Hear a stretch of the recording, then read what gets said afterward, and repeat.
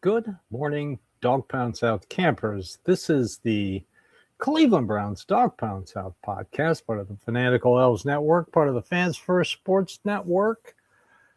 The lazy, quiet summer drags on. Well, unless you're a member of the media or somebody on social media who's going to create things for that sound interesting, which really aren't.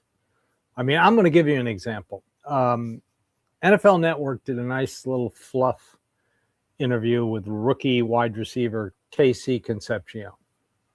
You know, rookie, they're trying to fill time. So they interview players. They're going through the draft, the higher draft picks, talking to them. Great. Find out what the kid feels. And he basically said, what rookies will say in an interview. Love his teammates, blah, blah, blah. They're all great, blah, blah, blah. Just your typical national fluff piece. I can't wait to see. And, of course, he's going to talk about Watson and Sanders, but, he's going to talk glowingly about the quarterbacks because that's what wide receivers do, especially rookie wide receivers. He's going to say nice things, great teammates, working hard, blah, blah, blah. So what you're probably going to see on social media is the headline, probably Browns player reveals true feelings about Watson and Sanders. That's the garbage I'm talking about. That's what you're going to see this time of year because there really isn't a lot to talk about. I do have a little bit of news. The Browns are they're looking into a veteran corner. Kenny Moore, which tells me they are this is the first name to leak out about on the defense, which I've complained about. They need more depth. But this is the first name I've heard. It makes a lot of sense. He's a veteran who can play the slot and if need be can play outside. So they're definitely looking for somebody, a veteran, to play in the slot. And they're also looking for more cornerback depth, which tells me they have no intention of trading Denzel Ward. You don't create holes. So, and of course, teams call every offseason about players. But like I've said, unless they get a deal similar to what they got for Myles Garrett, i.e. draft picks and a young, talented player coming back, they're not going to trade Denzel Ward. So anytime you hear somebody say, well, they're going to trade Denzel Ward. No, they're not going to trade Denzel Ward. Also, not trading Jerry Jeudy. Like I said Thursday night, this is a very young wide receiver group. So they're going to keep him because A, he's cheap compared to other wide receivers, and B, he's a veteran. So they're going to keep Jerry Jeudy. They're not going to trade Jerry Jeudy. Now, of course, if the wheels come off before the trading deadline, then, we'll see. But as of right now, Ward and Jeudy aren't being traded. But getting back to the depth issue, I was looking at the roster, linebacker room. We all pretty much figure JOK is probably going to retire after this season and never going to play football again, which is a shame. Guy, super talented. I wanted him as a first-round pick, and the Browns still got him in the second round. But looking at this linebacker room, let me read some of these names. And, Reed Carrico, Justin Jefferson, who had a lot of trouble in OTAs and minicamp. He's a little more aggressive than they want him to be, which is fine. He's not going to step and start. He's a special teams player. Easton, and hopefully I don't screw this up, Mascura Anitis Arnold had some moments in preseason last year.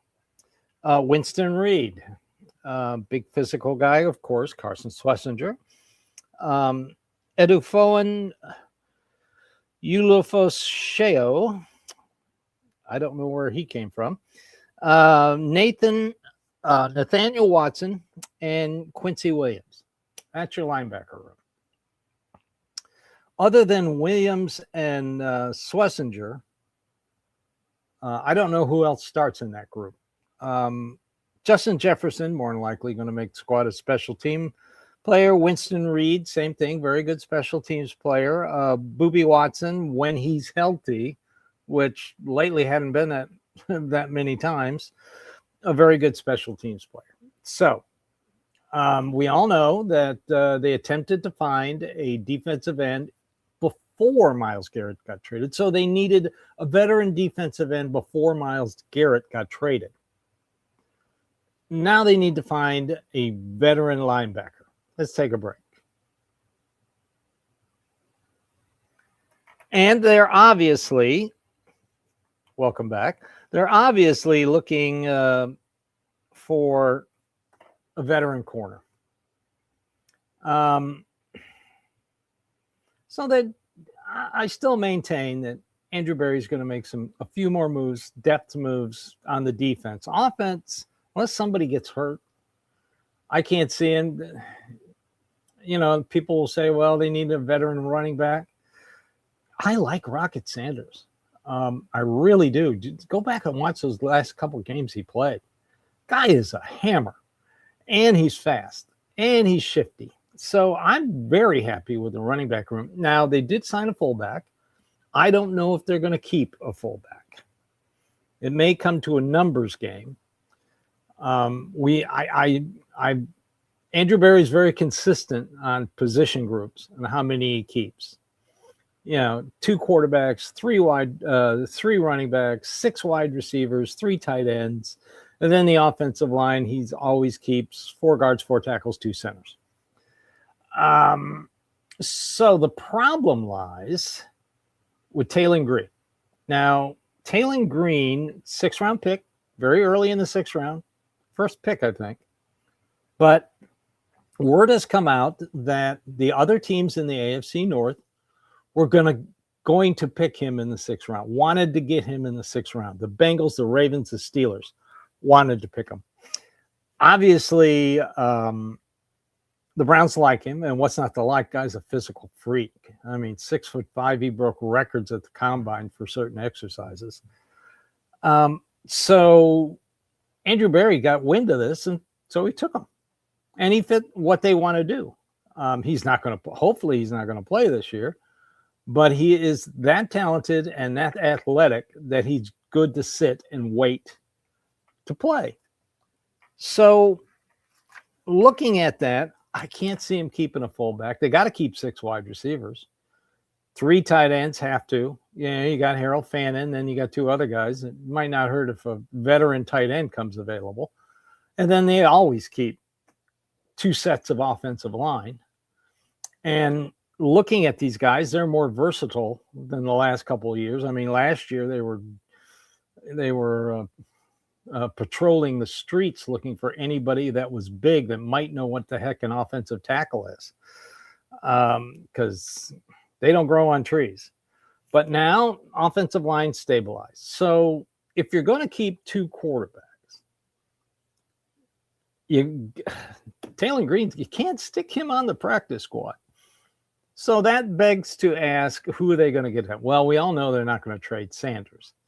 I mean, you could make something up and yell, look at me all you want. But why would they invest all the time and energy in OTAs and minicamp, giving him splitting first team reps with Watson if they were going to get rid of him? And like I said last week, Watson and Sanders called the identical set of plays when they were with the starters. They called the same plays. The coaching staff wanted to see them in the same situation and how they would react.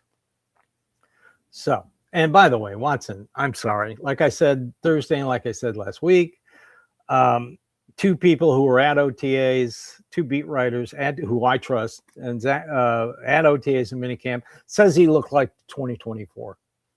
Deshaun Watson. And nobody wants the 2024 Deshaun Watson starting again for the Cleveland Browns. So I don't know how they're going to manipulate this and what they're going to do with him, but I just cannot see him starting. I don't care what they say. He looks great. He's healthy. He's old and slow. And he's still making bad decisions. And he can't beat out 2 second-year players. There was some other news in the Browns. I mean, I'm scraping the bottom of the barrel looking for Browns news. Thank goodness it's quiet. Andrew Healy. Now, a lot of people don't know who Andrew Healy is. He joined the Browns in 2016. He's part of the front office. His big claim to fame is he kind of invented a database called Cubase. And what it does is it takes college quarterbacks and their statistics and all how they react to things and their opponents and all this stuff, all the stats, everything involving a college quarterback. And it translates to how they would play in the pros. He moved on to the Vikings. I don't know how much he's going to be missed. I'm sure they have somebody else to plug in to take his place because this front office is always prepared to do that. And it also shows that other teams like what this front office does. And after the last 2 drafts, I wouldn't blame them. And so that opened the door for Ryan Grigson. Remember him? This is his 3rd tour of duty with the Browns.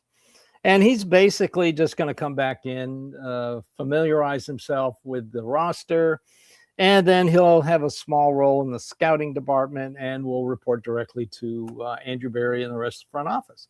So Andrew Berry gets another veteran, former GM, to be a sounding board, which is not bad. Can't be bad. I like it. So that's it for Browns news. It is a slow week, which is good. Now, we do know that the training camp starts on July 23rd for the rookies, and then the veterans come in July 28th. And I would probably guess that Todd Monken will probably know who his starter is. Now, he doesn't have to tell the media.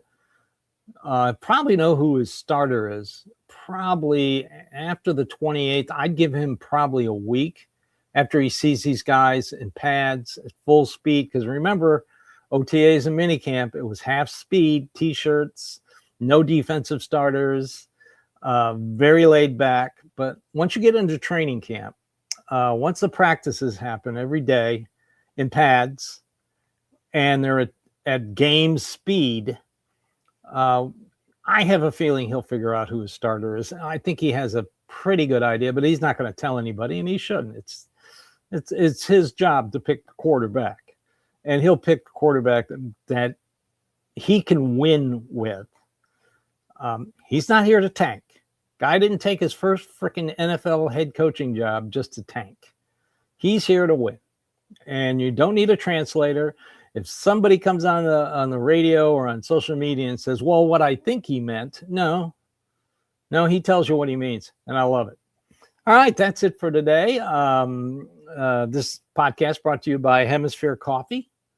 They shake the hands of the farmer. I'm a big coffee nerd. I love it. Used to own a coffee shop, so I know good coffee.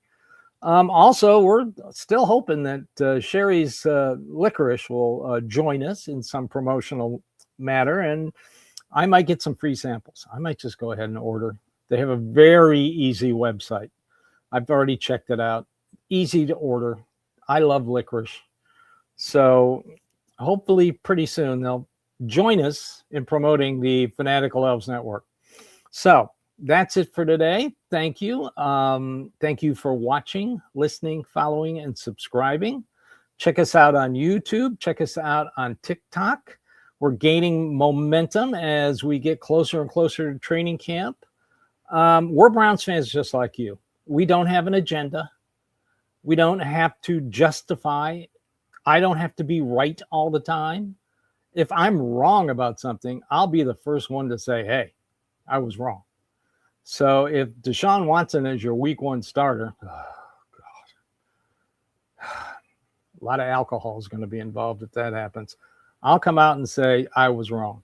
Let's just hope it doesn't happen. I can't see it. So everybody have a great day and go Browns.